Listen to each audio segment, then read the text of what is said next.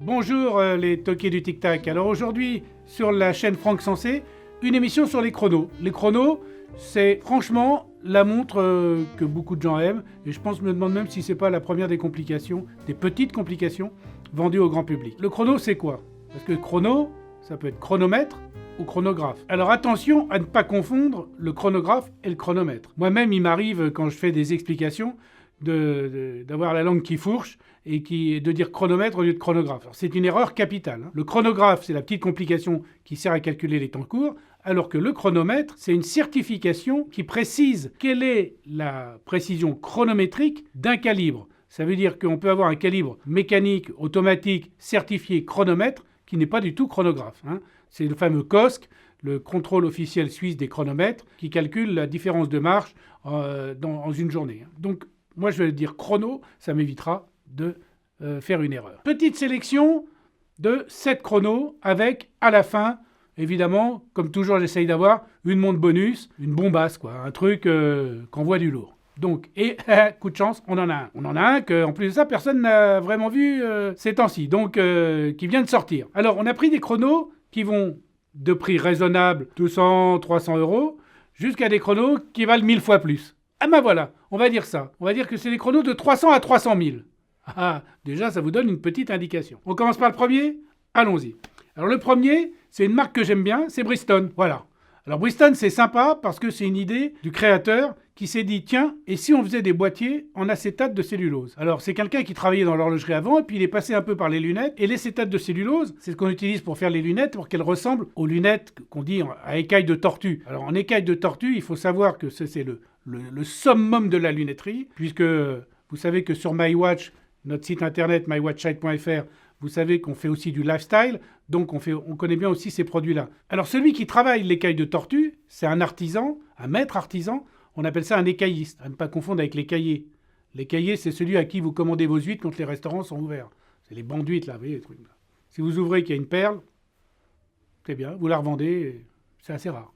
Donc, voilà la Bridgestone. Alors, comme vous pouvez voir, c'est un boîtier coussin. Donc, c'est un boîtier, un carré un petit peu arrondi, un petit peu cambré, avec un rond au milieu. Le boîtier est en acétate, le reste est en acier. Et vous avez à l'intérieur un calibre à quartz Miyota. Et franchement, mise au poignet, c'est une montre qui est vraiment sympa. Un petit bracelet NATO, très original. Et d'ailleurs, c'est une marque qui a beaucoup de succès. Donc voilà, Bridgestone, vraiment une nouvelle montre. C'est la nouvelle Club Master Sport. Elle vient de sortir. C'est le modèle qui est de janvier 2021. Vous pouvez vous ruer dessus. C'est vraiment une montre sympa, pas très chère, 290 €. Ensuite, deuxième montre, assez sympa. Donc j'ai choisi une marque que vous m'avez demandé, parce que en fait, là on va faire des montres, c'est une sélection de montres, puisqu'on part du pas cher au plus cher. J'intègre dans les sélections des marques dont vous m'avez demandé de parler. Donc là, vous êtes beaucoup à m'avoir dit « Ah, pourquoi vous ne parlez pas de Seiko? Seiko, super modèle, super calibre, super tout ». Ouais, super bien, voilà. Donc là, vous avez une Seiko Prospex. Alors cette Seiko Prospex, extérieurement, qu'est-ce qu'elle a?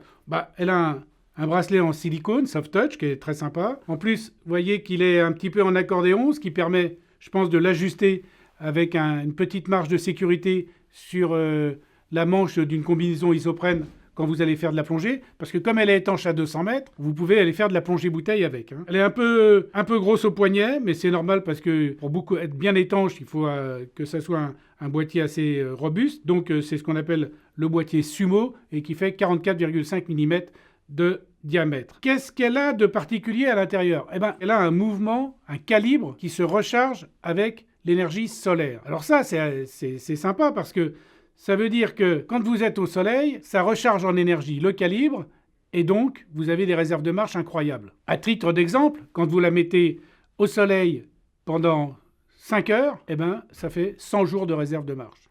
Alors évidemment, il y a l'avantage de ça, puis il y a les inconvénients. Si vous la portez sous une manche et puis qu'elle reste trop longtemps sous la manche, évidemment là elle ne peut pas se recharger. Donc même sous une lumière au bureau, elle se recharge doucement. Donc ce qu'il faut, c'est bien penser à la mettre sur des sources lumineuses un peu actives pour qu'elle se recharge bien. D'ailleurs, il y a un indicateur de surcharge et il y a un indicateur de réserve de marche. Donc ça, de réserve d'énergie, on va dire. Donc très sympa, montre Seiko, très bien finie, agréable au porter et avec un prix raisonnable de 690 €. Alors, dans cette sélection, j'ai évidemment pris une montre française de la maison Herbelin. Pourquoi? Parce qu'ils viennent de sortir un chrono qui vaut vraiment le déplacement. Là, on est sur une pièce super sympa, le design très réussi, en acier DLC, avec un cadran en carbone, et en plus... c'est une montre qui a été faite pour Aurélien Ducrot, qui est l'ambassadeur de Michel Herbelin, qui est double champion du monde de ski et qui en plus est un navigateur. C'est d'ailleurs pour ça que cette montre a une fonction régate, qui est une complication mécanique qu'il faut souligner. Alors qu'est-ce qu'elle a, cette montre de particulier? C'est un chrono normal, mais il y a 2-3 petites choses qui quand même valent le déplacement. Il y a une chose qui est très particulière, c'est qu'elle est étanche à 300 mètres. Alors on pourrait dire, tiens, c'est un chrono de plongée, comme le Seiko. Mais non, on ne peut pas dire que c'est un chrono de plongée parce qu'elle n'a pas les attributs d'une montre de plongée. Je vous rappelle qu'une montre de plongée doit avoir une lunette tournante unidirectionnelle. Donc ça, déjà, il n'y en a pas. Donc hop, ça l'élimine des montres de plongée. En revanche, ce qui est très intéressant, c'est que comme elle est étanche à 300 mètres, on peut la garder au poignet pour faire tous les sports nautiques extrêmes. Ce qui n'est pas le cas avec une montre étanche à 100 mètres. C'est-à-dire vous évitez de faire du jet ski ou de faire du ski nautique ou de faire du kitesurf avec une montre étanche à 100 mètres. Parce que si vous tombez, la pression qui peut s'exercer à des endroits de la montre peut être supérieure à la pression que l'on trouve quand on plonge à 100 mètres. Donc ça, c'est vraiment un bel atout de cette montre-là. Donc montre de régate, mais en plus, vous pouvez aller vite et tomber du bateau. Surtout, n'oubliez pas le gilet. Et comme ça, la montre, elle risque rien. Et je trouve que c'est cocorico parce qu'elle est imaginée, assemblée, fabriquée dans le Jura et une manufacture française qui mérite qu'on s'y intéresse beaucoup plus souvent. C'est Michel Herbelin, et en plus, ils sont très sympas. Ils n'ont pas la grosse tête, et ils adorent l'horlogerie. Donc, Michel Herbelin, la Newport Regatta Carbone, évidemment, avec date, 28 800 alternances, 48 heures de réserve de marche. Un bon modèle. Alors maintenant, on attaque, on va dire, les montres, les chronos, on va dire, iconiques. Donc, un des chronos les plus iconiques qui soit au monde, c'est le El Primero de Zénith. Alors, on fera une émission complète sur El Primero de Zénith parce qu'il y a tellement de choses à raconter sur ce mouvement. D'abord, ça a été le premier mouvement qui a calculé le 1/10 de seconde de façon mécanique. 36 000 alternances, donc c'est une haute cadence. C'est un mouvement qui a été ensuite pris dans les Rolex Daytona, pas cadencé à 36 000, mais bon, il y a certains Daytona qui ont un mouvement El Primero dedans. C'est un calibre qui, lorsque la maison Zénith a été un peu chahutée au niveau de la direction, on avait demandé aux gens de chez Zénith de détruire les étampes qui servaient à le fabriquer et quelqu'un a eu la bonne idée. Il avait caché toutes les pièces servant à fabriquer le El Primero dans une pièce et il avait muré la pièce. Et puis des années plus tard, heureusement qu'on les avait, sinon le Primero, il aurait disparu. Donc vous voyez, il y a quand même pas mal de belles histoires à faire sur le El Primero. Et là, justement, celle que j'ai sélectionnée, c'est le modèle Revival. Ça veut dire, on trouve en collection aujourd'hui le modèle qui ressemble comme un frère jumeau au premier qui est sorti. Et ce Revival qui est en collection, pour l'année 2021, il arrive aussi dans une autre version qui est aussi historique, avec un cadran fumé dégradé. Donc là, vous avez deux modèles qui sont vraiment très sympas, dont un dont on pourrait dire un cadran un peu panda. Et ça, le Zénith El Primero, ça reste pour les amateurs le chrono de référence. Donc ce qu'il faut se dire aussi, c'est que c'est une montre qui est assez petite, et comme elle est assez petite, elle convient à tous les poignets. Donc le chronographe Zénith El Primero, si vous avez un chrono à vous acheter, c'est pas une mauvaise idée. Pourquoi j'ai sélectionné l'IWC portugaise? Parce que c'est une montre, d'abord, le chrono d'IWC, ça doit être la référence la plus vendue chez IWC. Et pourtant, moi, quand j'ai commencé dans l'horlogerie, c'est une référence dont je raffolais pas parce que c'était une des références de chez IWC, peut-être même la seule à l'époque, où il n'y avait pas un calibre IWC dedans. Et maintenant, c'est terminé. Maintenant, dans le chrono IWC, il y a un calibre de manufacture IWC. Donc maintenant, plus d'hésitation, c'est un vrai calibre de manufacture et ça vaut vraiment le coup de prendre cette montre-là. En plus, elle est assez sympa parce que la portugaise, c'est pareil, on pourrait faire une émission entière sur la portugaise. C'était deux marchands portugais qui sont allés à Schaffhaus, l'endroit où il y avait IWC, enfin à l'époque ça s'appelait International Watch Company, et ils avaient commandé à IWC une montre capable d'être aussi précise qu'un chronomètre de marine et qu'on devait mettre au poignet. Donc qu'est-ce qu'avait fait IWC? Ils avaient pris un calibre d'une montre de poche, c'est pour ça qu'elles étaient assez grosses, et qu'ils la mettaient au poignet. À l'époque, quand c'était pas le calibre manufacture, moi perso, je préférais la réserve de marche. C'est pour ça que je l'ai prise, je la porte aujourd'hui. Vous voyez, ça c'est la réserve de marche. Donc là, il y a les cadrans superposés et sur la réserve de marche, il y a les cadrans qui sont côte à côte. Donc voilà, mais c'est une magnifique marque, une magnifique montre. Et celle-ci, En plus de ça, qui a le cadran vert, c'est assez rare et c'est joli. Je vous dis, elle existe aussi en Bordeaux, elle est magnifique aussi en Bordeaux, plus connue en Bordeaux. Et puis, évidemment, comme c'est un calibre de manufacture, elle a le fond transparent, alors que sur les anciennes IWC qui n'avaient pas le calibre de manufacture, le fond était plein. Donc, la portugaise également, très bon choix. On voit qu'il y a une lunette très fine, hein. C'était à la demande de ces fameux marchands portugais. C'était pour qu'on voit très bien le cadran. Donc, qu'est-ce qui symbolise la portugaise?